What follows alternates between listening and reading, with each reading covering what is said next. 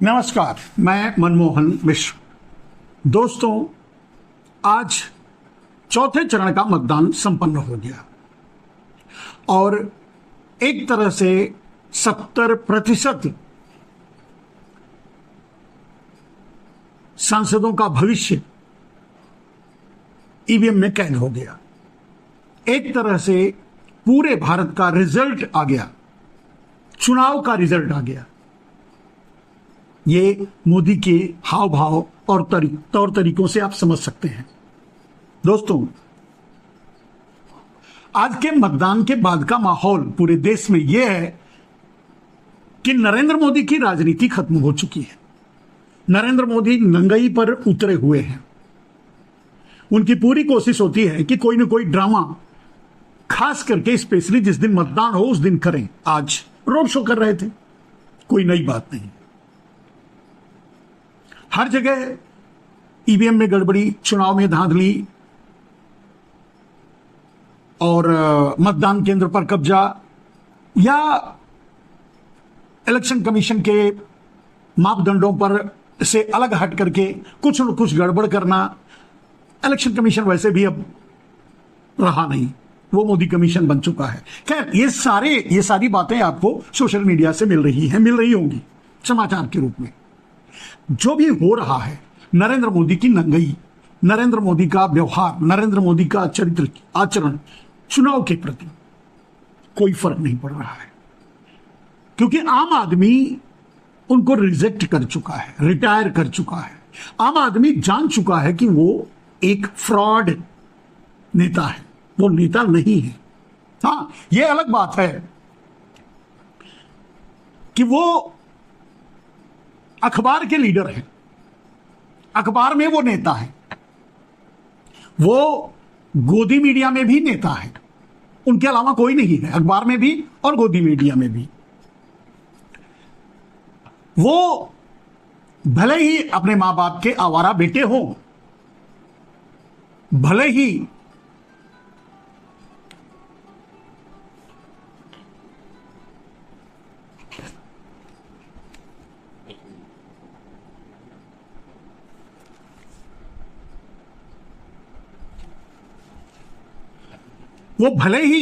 अपनी पत्नी के आवारा पति हों, लेकिन वो भले ही अडानी अंबानी के चौकीदार हों, लेकिन वो इस देश के नेता नहीं है और ना ही उन्होंने इस देश के नेतृत्व में ऐसा कुछ भी किया है जिससे देश को उनसे उम्मीद जगे या आगे उनसे उम्मीद रखे। अब आते हैं आज के मतदान के रिजल्ट की। मेरे दोस्त, जनता ने अपना फैसला दे दिया है। नरेंद्र मोदी का बायकॉट किया है। नरेंद्र मोदी को एक वोट भी कोई देने के लिए तैयार नहीं है, क्योंकि पैसे देकर बुलाई गई भीड़ में भाषण देने को अगर नरेंद्र मोदी अपनी लोकप्रियता समझते हैं या अपने खरीदे हुए न्यूज़पेपरों में फोटो छप जाने को अपनी नेतागिरी समझते हो, नरेंद्र मोदी अगर अपनी मीडिया में, गोदी मीडिया में, सुपारी मीडिया में, अपने माफियाओं की मीडिया में अपनी तस्वीर देखकर वो नायक या नेता समझते हो, लेकिन देश उन्हें नेता मानने से इनकार कर दिया है। वैसे अब वो अडानी अंबानी के चौकीदार भी नहीं रहे, क्योंकि चौकीदार अब मालिक को ही गाली दे रहा है।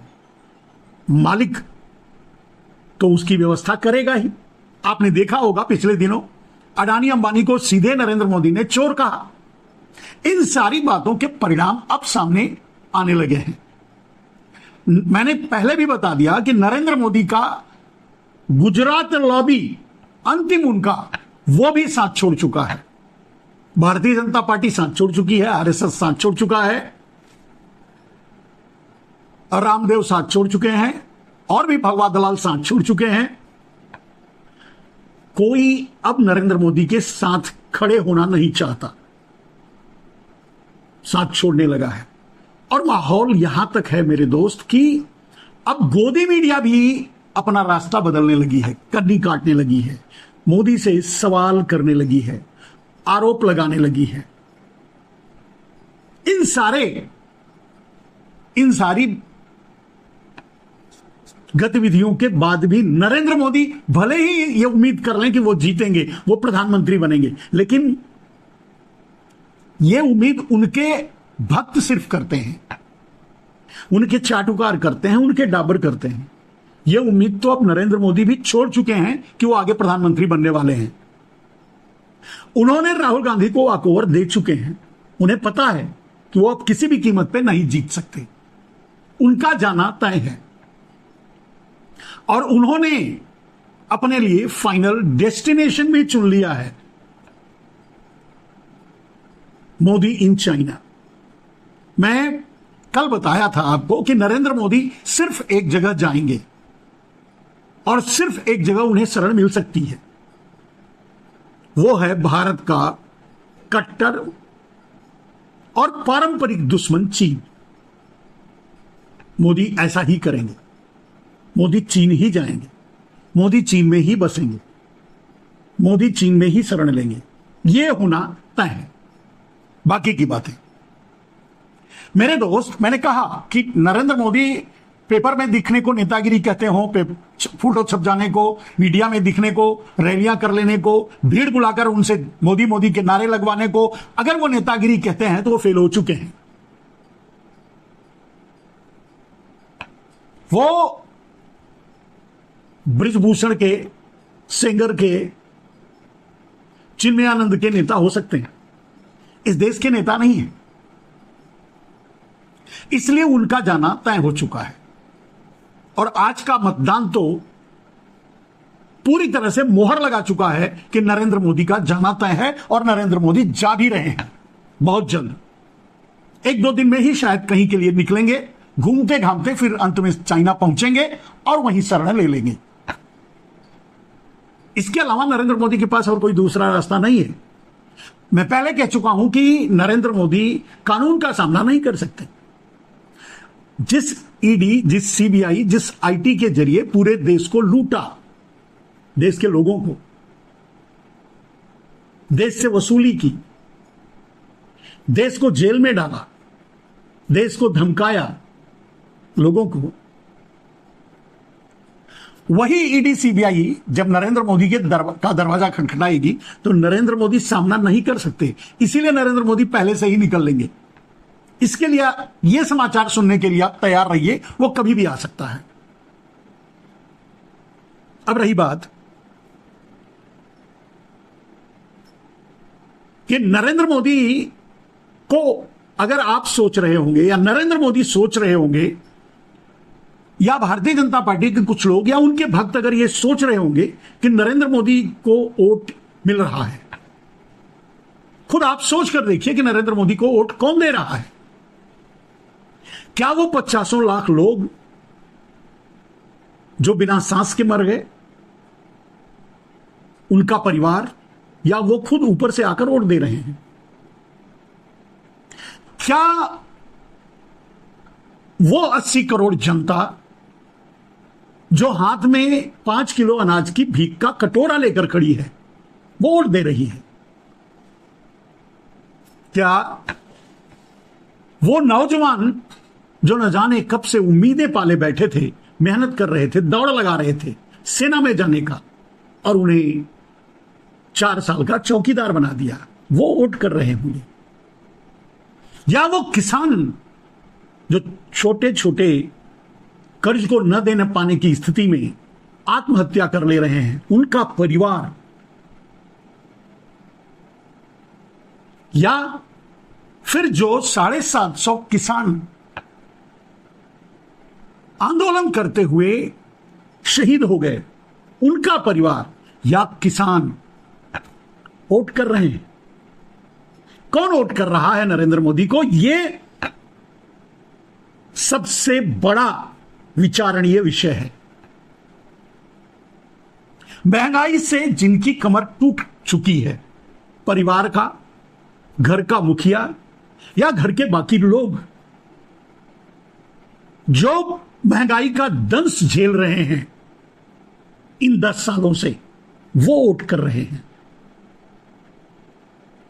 या नरेंद्र मोदी के जुमलों, नरेंद्र मोदी के झूठ मक्कारियों से भरे वादों से धोखा खाए लोग वोट कर रहे हैं?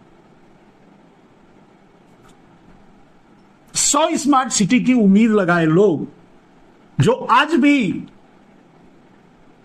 गंदी नालियों के किनारे रह रहे हैं, वो वोट कर रहे हैं। कौन वोट कर रहा है नरेंद्र मोदी को? आप सोच के देखिए। यह सोचने का विषय नरेंद्र मोदी का है, यह सोचने का विषय भारतीय जनता पार्टी का है, यह सोचने का विषय उन लोगों का है जो उनके खरख्वाह हैं, जो ये उम्मीद लगाए बैठे हैं कि नरेंद्र मोदी जीतेंगे, फिर से प्रधानमंत्री बनेंगे, फिर से देश को लूटेंगे और फिर से हमारी झोलियां भरेंगे। ऐसा कुछ भी नहीं होने वाला है मेरे दोस्त।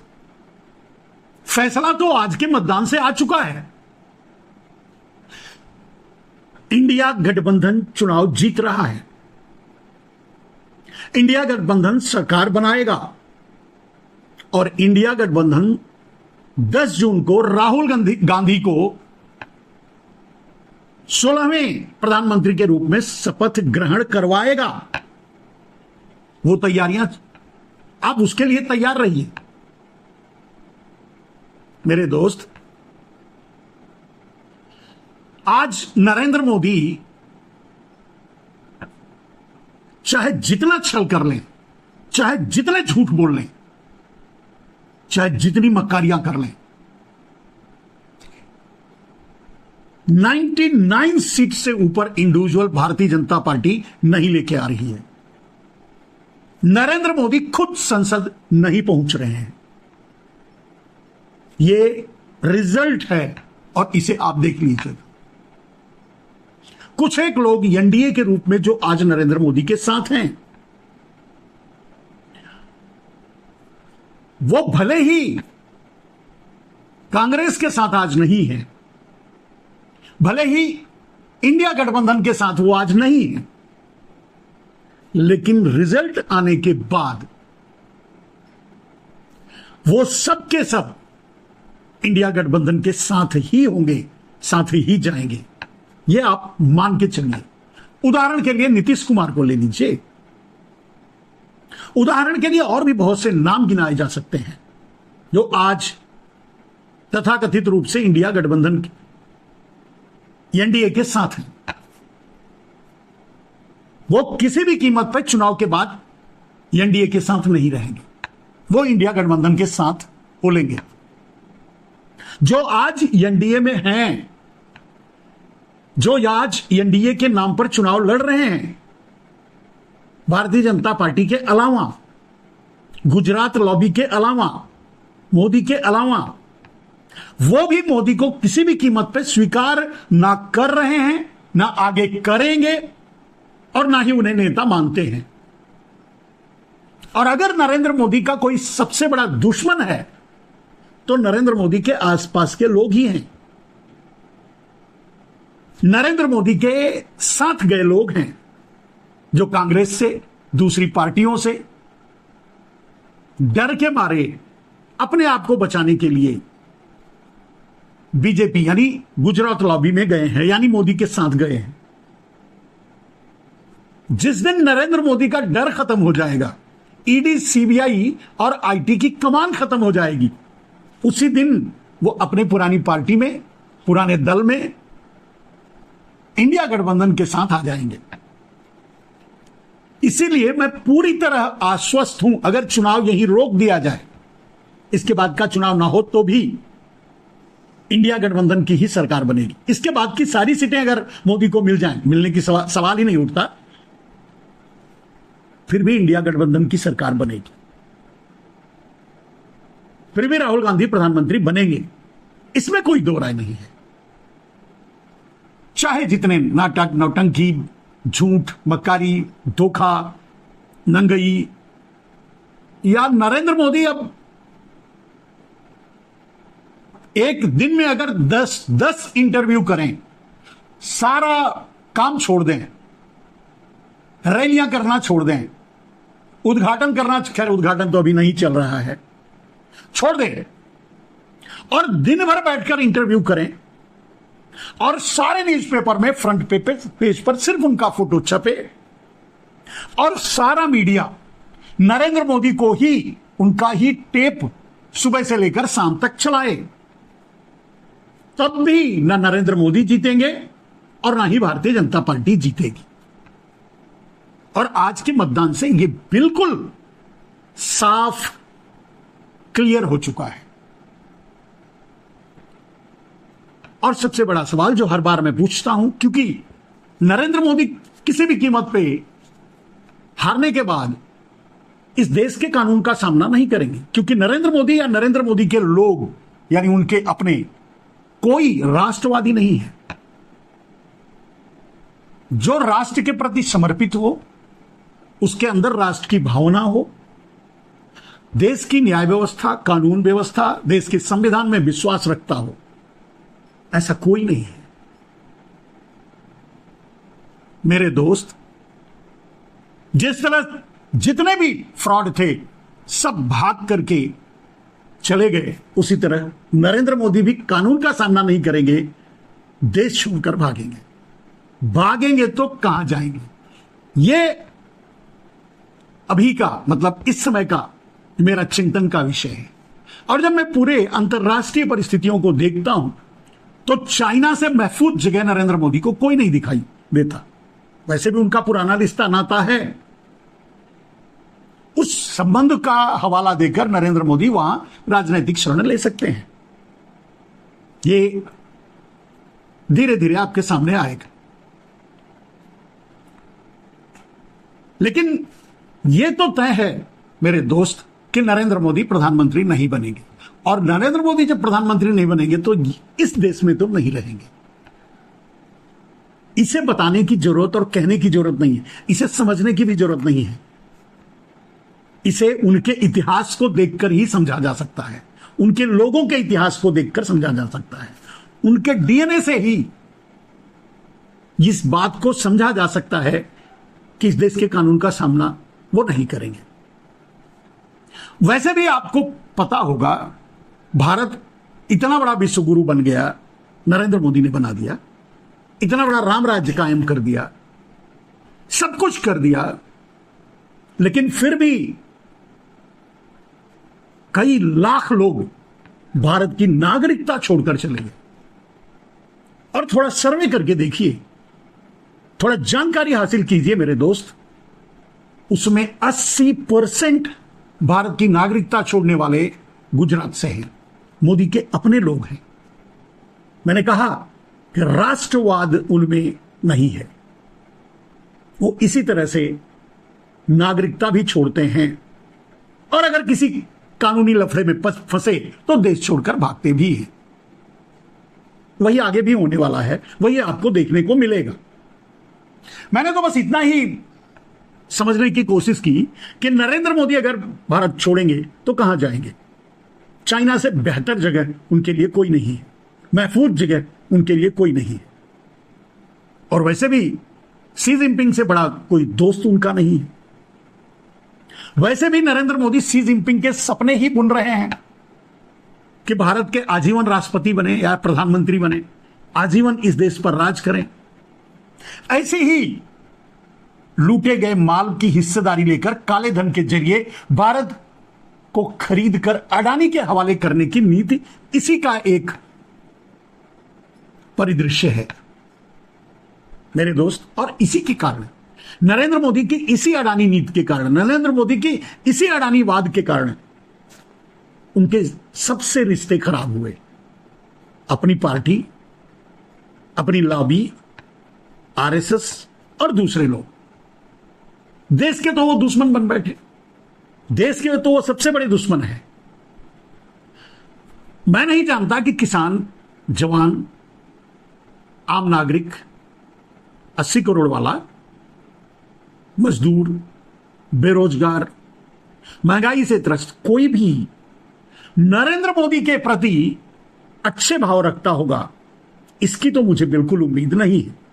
अगर नरेंद्र मोदी अखबारों में फोटो छपवा करके, पैसे देकर बुलाई गई भीड़ से तालियां बजवा करके अपने खरीदी हुई मीडिया, गोदी मीडिया, सुपारी मीडिया, डाबर मीडिया या उनके माफियाओं की मीडिया में अपने वीडियो चलवा करके, लाइव दिखवा करके अगर सोचते हैं कि वो चुनाव जीत लेंगे, राजनीति कर लेंगे, तो उन्हें यह बात भूल जानी चाहिए। क्योंकि देश अब नरेंद्र मोदी को पहचान चुका है, देश अब नरेंद्र मोदी को जान चुका है। नरेंद्र मोदी को उनकी अपनी हकीकत और असलियत और उनकी अपनी औकात बनारस से पता चल जाएगा। बनारस के चुनाव से उन्हें जो मिलेगा, बनारस से रैली, रोड शो करने दो, वो पैसे देकर आए हुए लोग होते हैं, वो मोदी के नारे लगाने वाले लोग होते हैं, वो नरेंद्र मोदी को देखने नहीं, वो गाड़ियों को देखने आते हैं, उस कारवां को देखने आते हैं, उनके तामझाम को देखने आते हैं, या तो फिर पैसे लेकर आते हैं और या तो फिर उनके आसपास के लोग होते हैं। इंतजार कीजिए, एक 3 चरण का चुनाव शायद अभी बाकी है। 4 चरण में फैसले आ चुके हैं। नरेंद्र मोदी जा